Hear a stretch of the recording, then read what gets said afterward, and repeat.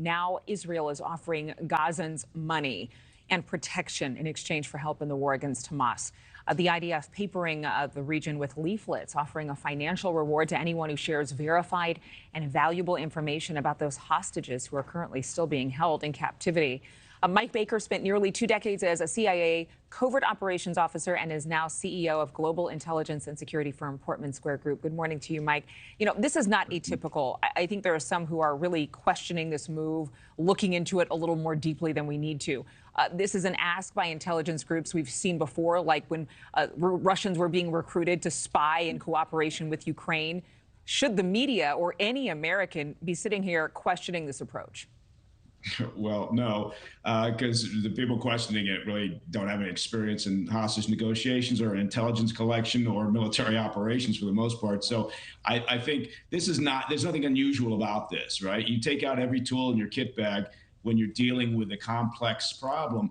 And this is probably the most complex hostage rescue / negotiation effort that we've seen well, you'd have to go all the way back to the hostage situation in Iran back during the overthrow time and the start of the regime there with the mullahs. So there's nothing really unusual about this. You know what they're looking to do is to gain any leverage, any lead, any opportunity.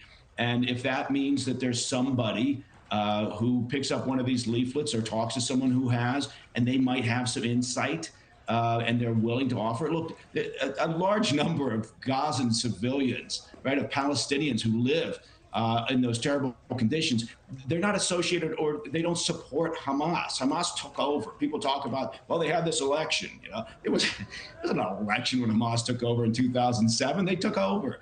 And so there is a large, significant part of that population that understands that they are victimized and abused by Hamas, and they have been for quite a long time. And so, you know, I think this is a good move. You know, will it produce results? Who knows? But it's worth the effort because of the complexity of this problem. Yeah, and I'm thinking about how a lot of people who are pro-Palestinian have said that this has been a military-occupied region, occupied by Israel, and yet it's Hamas that has been in charge in the state. Can you just break down the complexity of that conversation?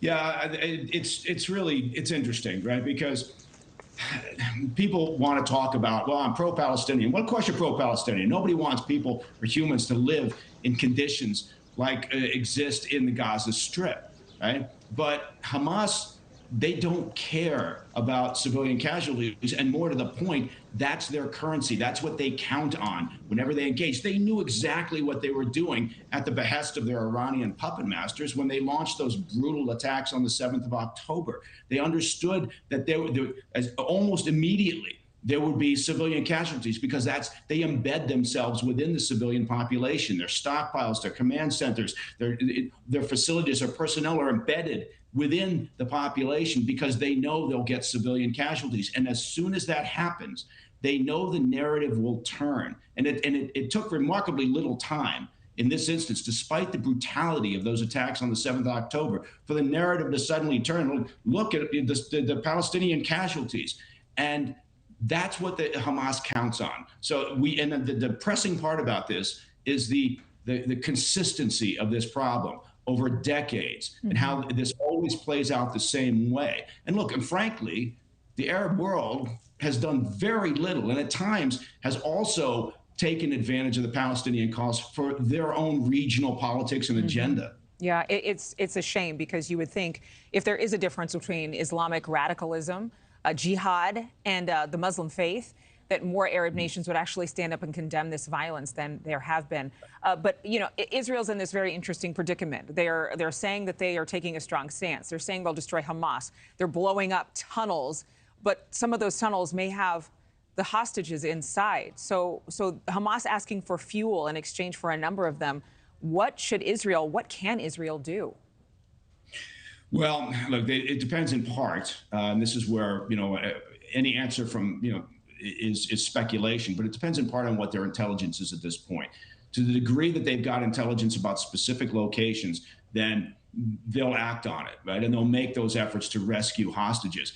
But in reality, that is minimal because Hamas is very good at this, unfortunately, in this operation, and obviously they dumbed down their communications. They've kept their communication to a very simple level to avoid signals intercepts, and they're moving these hostages likely in very small groups and on a constant basis.